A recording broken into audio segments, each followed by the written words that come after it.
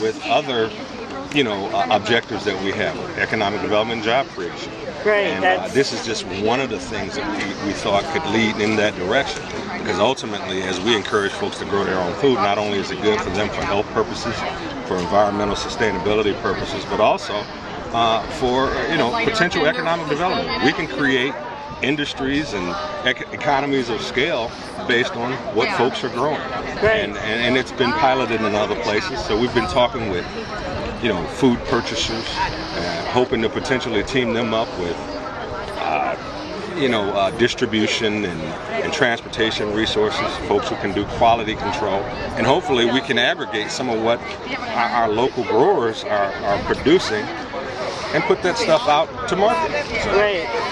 And that helps to, create economies of scale. Right, make us less dependent on outside sources. Sure. Oh, and the other thing is to leverage all the partnerships.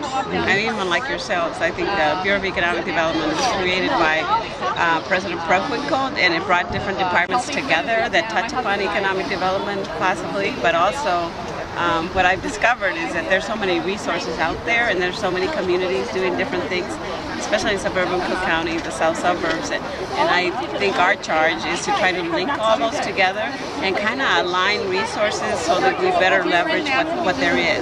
Because nowadays with the federal government cutting back, with state government cutting back, it's almost like community groups have to come together with what few resources we have to try to grow jobs, make companies stay here and thrive and maybe grow their companies. And I think urban agriculture is one of those things that has been tried in other places, and it is an initiative that I think is important to business growth locally. And like Andre says, it's sustainable, it's healthy. When you start talking about people's health and all the health issues that now we're discovering with kids and even adults, it's like a way to encourage them to eat healthy and get their hands in the soil, and it all kind of makes sense to me. So I'm glad to be out here. This is an initiative that Andre kind of started before I got here, and when I found out all the different partners that were working together, I thought, okay, this is a good thing. Let's try to see if we can build upon it. Right. You touched on an important point, I think, and that I've just come to realize that this year, after all the time we've been spending on projects like this, because we have seen externally funded things evaporate. We had a great thing happening with Best Nest that was supposed to be built in the Ford and in the Hegwish Marsh, totally disintegrated, and these kinds of things. Whereas if we build things that don't depend upon outside funders, right, but that depend upon our ability to network and to work with one another, we don't have to disappear when the government says we're out of money, or when some funder says I don't want to do you anymore, and things like that. I think that's very important. That's important. That's very important.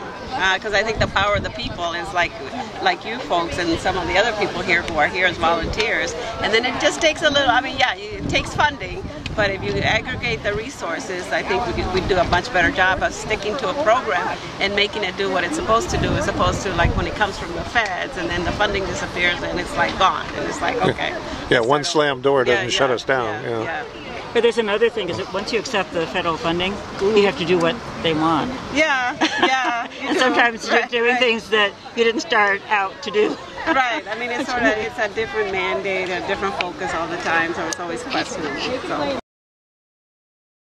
Good afternoon, everybody. Good afternoon. Thank you for coming out today. My name is Jennifer Hirsch, and I'm the Urban Anthropology Director at Chicago's Field Museum.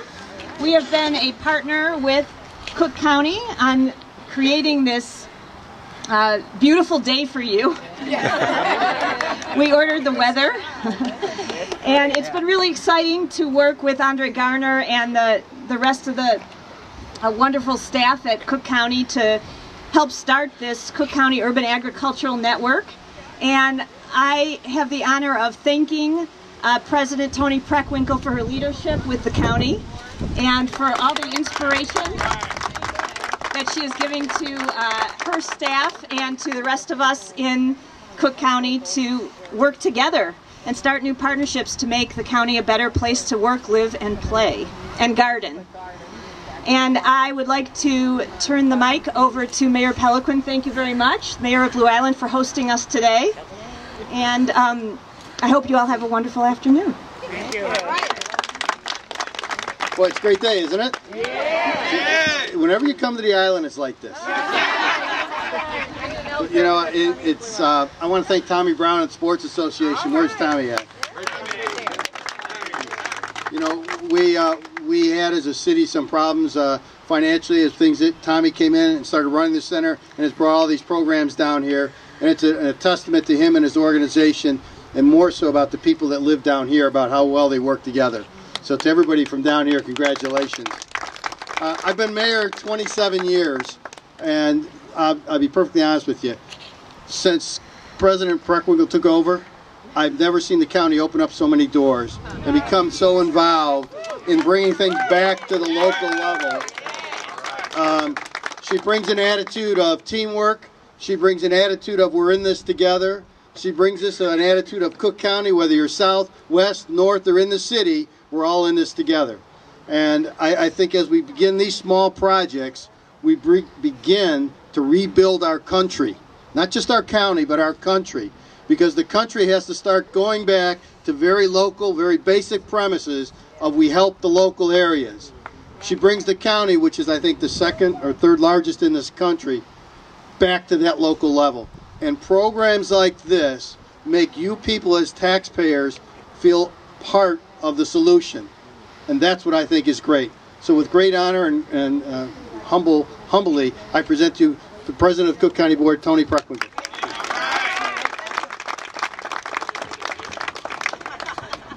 So good morning. Good morning. I guess it's afternoon. What? Still good morning. Maybe a minute or two. Thank you, Mayor. I appreciate that kind introduction. I want you to know I haven't been on my job a year yet, so you got me beat if you've been on your job for 27. I just want to thank all of you for coming out today, and I want to thank all of our partners in putting this together. You know, we can't do these things by ourselves, and we need to work with local communities like Blue Island when we're going to do great things in our neighborhoods. And I've got a long list of people to thank, which I'll get to in just a minute. But I want to thank all of you who came out today, first and foremost. This is the first annual of these festivals, and I hope that you're going to have the second and the third and the fourth and the fifth, and I can keep coming back.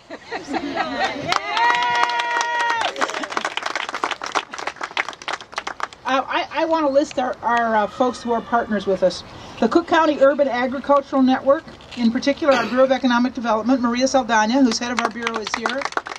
The Department of Environmental Control, the Department of Public Health. So there are lots of parts of the county that came together to work with you. I also want to thank our local partners, Tommy Brown Sports Association. Where's Tommy? There he is.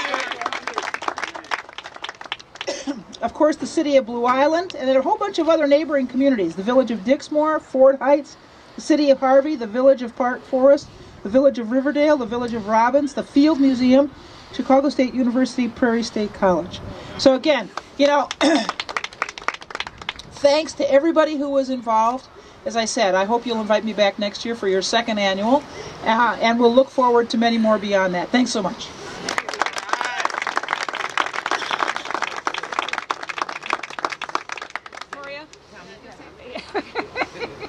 I'm Maria Saldana, the Bureau Chief of the Bureau of Economic Development, and I want to thank everybody who's here and reiterate what the President said, that we couldn't have done that without our network partners.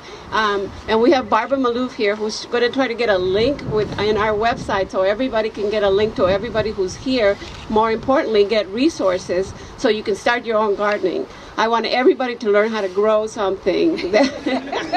It's also a key to it could also be an economic development tool. If you know how to grow and sell fruit, and there's nothing better than a fresh fruit or vegetables. We all know that, and it is part of getting back to the local community. And part of what I'm excited about at the Bureau of Economic Development is partnerships like this, where we can bring together the master gardeners from the University of Illinois Extension Program, the Field Museum, the different municipalities who are excited about what we're doing. And I'm glad to be out here, and let's all learn how to grow something. Thank you.